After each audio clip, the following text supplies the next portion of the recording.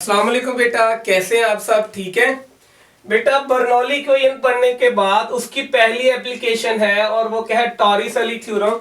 ये भी long question के लिहाज से इंपॉर्टेंट है। तो टॉरिस-अली ने क्या कहा कि टॉरिस-अली का एक एक्सपेरिमेंट था, बड़ा आसान था। उन्होंने एक बीकर लिया, उस बीकर में एक फ्लूइड लिया, ये आप घर में भी कर सकते हैं, और एक छोटा सा यहां पे होल कर दिया। जैसे ही उसने होल किया तो यहां से एक ग्रुप ऑफ पार्टिकल निकले, जिसको बेटा उसने क्या कहा? ई फ्लक्स। और उसकी एक स्पीड मेजर की v। और उन्होंने कहा ये जो v है ये उसी के इक्वल होगी जब आप एक पार्टिकल को, जब आप एक ऑब्जेक्ट को एक सर्टेन हाइट से क्या करते हैं? ड्रॉप करते हैं। तो देन जो वेलोसिटी अचीव करेगा वही स्पीड होगी ई फ्लक्स की। तो हम यहां पे देखते हैं कि सर ये हमारे पास एक ऑब्जेक्ट है जिसका मास m है, वो एक सर्टेन हाइट पर है, और इस सर्टेन हाइट पर उसकी इनिशियल वेलोसिटी हमारे पास क्या है? 0। जब हम उसको फॉल करेंगे due to acceleration due to gravity, ये बेटा क्या करेगा? नीचे आएगा तो उसकी वेलोसिटी चेंज होगी vf। वो हमने निकालनी है, वो कितनी होगी?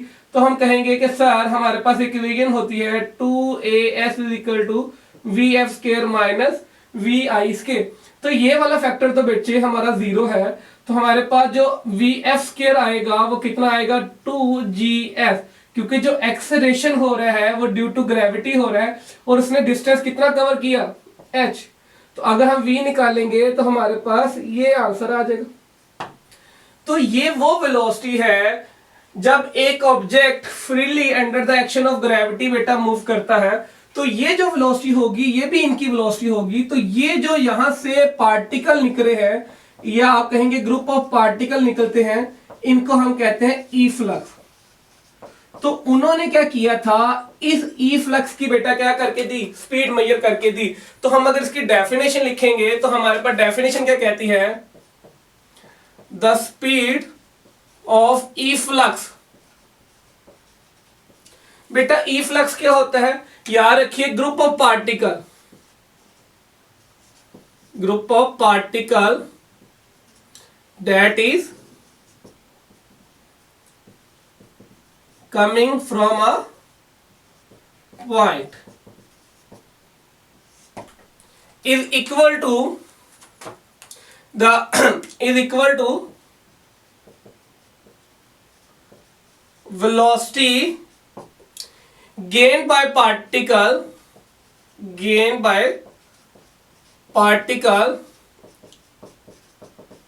which is falling under the action of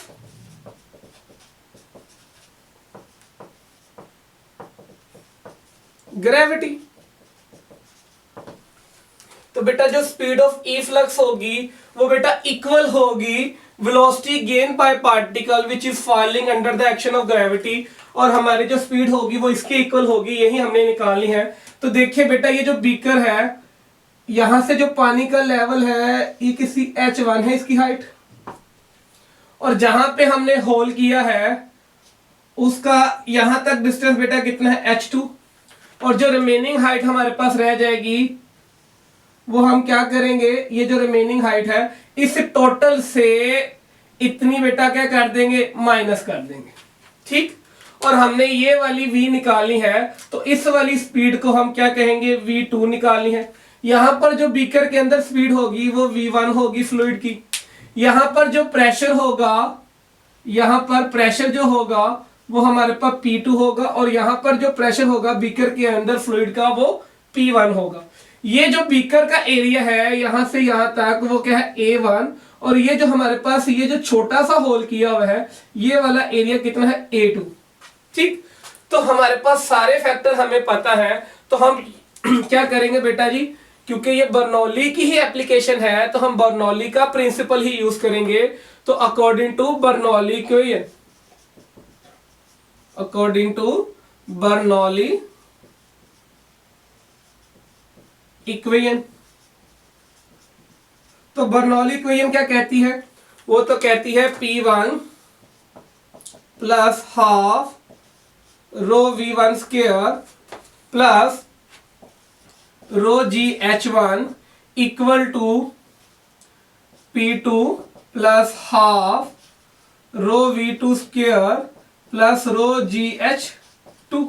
अब हमारे पास यहाँ पे सारे फैक्टर है। तो देखिए ये जो बीकर है ये एक एटमॉस्फेरिक प्रेशर के अंदर पड़ी हुई है और यहां से जो पानी निकल रहा है वो भी एटमॉस्फेरिक प्रेशर पर है। तो हम कह सकते हैं कि सर P1 और P2 दोनों ही एटमॉस्फेरिक प्रेशर पर हैं। तो आप क्या कहेंगे कि सर ये दोनों इक्वल है।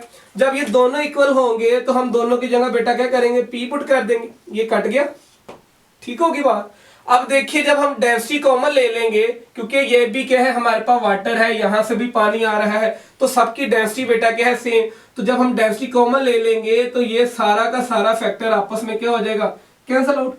अब पीछे रिमेनिंग फैक्टर क्या रह गया, आप कहेंगे sir half V1 square plus GH1 is equal to half V2 square plus GH2।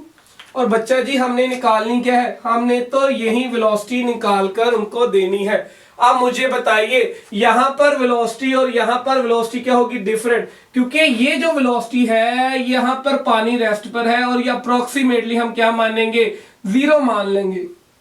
या हम ये कह सकते हैं अकॉर्डिंग टू बुक अगर चले तो बुक ये कहती है कि sir Bernoulli equation of continuity लगाएं,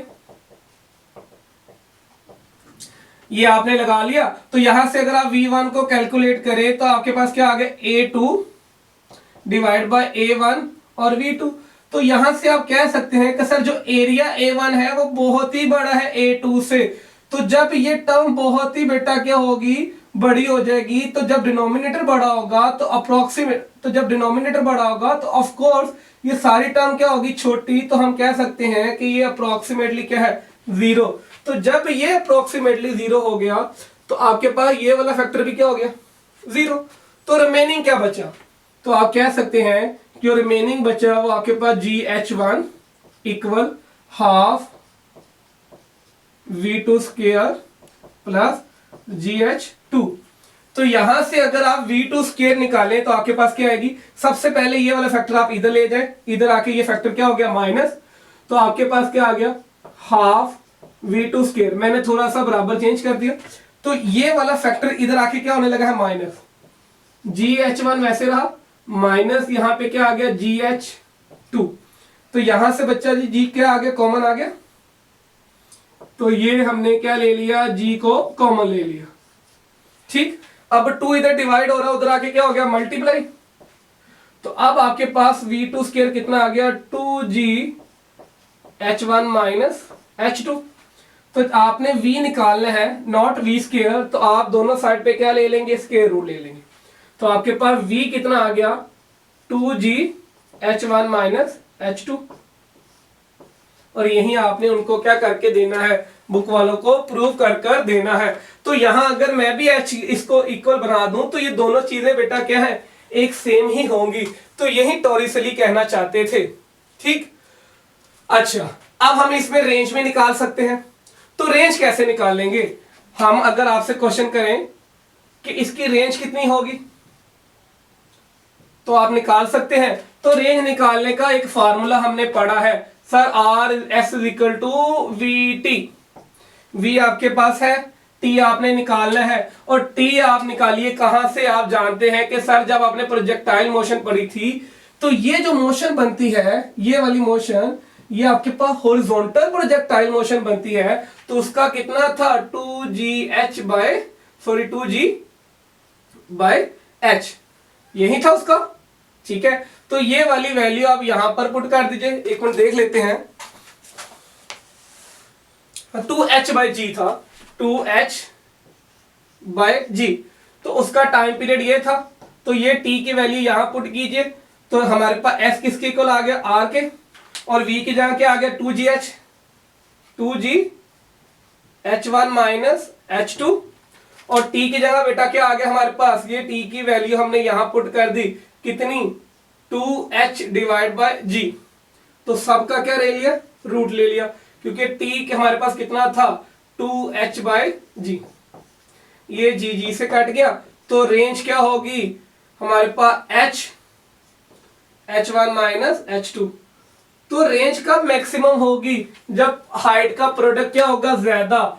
तो याद रखिए जब हम बेटा सेंटर से होल करेंगे, एट सेंटर जब हम होल करेंगे, यहां से होल करेंगे, तो जब यहां से पानी निकलेगा, यानी हमारा जो फ्लूइड निकलेगा, तो उसकी रेंज मैक्सिमम होगी। जब हम मिड से क्या करें? होल करेंगे, तो उसकी रेंज क्या होगी? मैक्सिमम। तो ये याद रखना है कि जब आप मिड से होल करेंगे तो रेंज क्या होगी? मैक्सिमम, क्योंकि रेंज क्या होती है? हाइट का प्रोडक्ट होती है। ठीक। अब इसी में एक और चीज याद रखिएगा कि हमारे पास फॉर्मूला क्या है बेटा? V is equal to 2GH1 minus H2। तो अगर मैं इसको H1 माइनस H2 को अगर H कह दूं, H1 माइनस H2 को अगर मैं H कह दूं, तो V क्या आ गया? 2GH। तो ये ई फ्लक्स की स्पीड कब बढ़ेगी? जब आपकी हाइट ज्यादा होगी, मतलब डेप्थ ज्यादा होगी। तो मतलब अगर आप इसको यहां पे एक होल करते हैं, एक यहां पर करते हैं और एक यहां पर करते हैं, तो कहां पर स्पीड ज्यादा होगी? आप यूं कहेंगे कि सर जहां पे डेप्थ ज्यादा होगी। तो ये अगर पहला पोजीशन, ये दूसरा पोजीशन, ये तीसरा पोजीशन, तो थर्ड पोजीशन के ऊपर आपकी वी क्या होगी? ज्यादा होगी, उसके बाद सेकंड पोजीशन पर, उसके बाद फर्स्ट पोजीशन पर। ठीक। तो याद रखिएगा ये जो आपकी स्पीड है, यानी ये जो आपकी speed of the E flux है, ये आपके बेटा जी इंडिपेंडेंट होती है डायरेक्शन के ऊपर।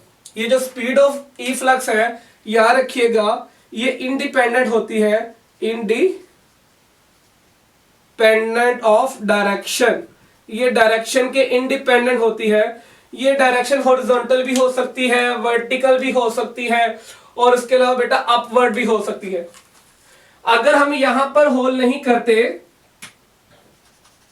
और यहां पर होल कर देते हैं और यहां से एक अटैच कर देते हैं इसको साथ, तो बेटा जो इसकी काइनेटिक एनर्जी होगी वो क्या करेगी? इस बी पॉइंट का लेवल क्या कर देगी? इंक्रीज कर देगी।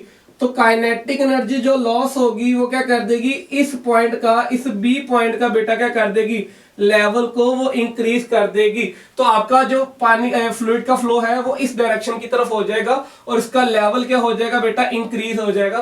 तो this is all about Torricelli theorem. तो वो यही बताता था the speed of E flux is equal to the velocity gained by particle which is falling under the action of gravity।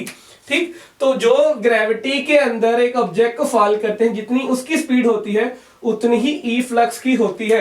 तो ये जो स्पीड है ये हमारे पास क्या आ गया? Speed of F flux. और ई फ्लक्स क्या होता है? Group of the particle which is coming out from a point. ठीक है बेटा।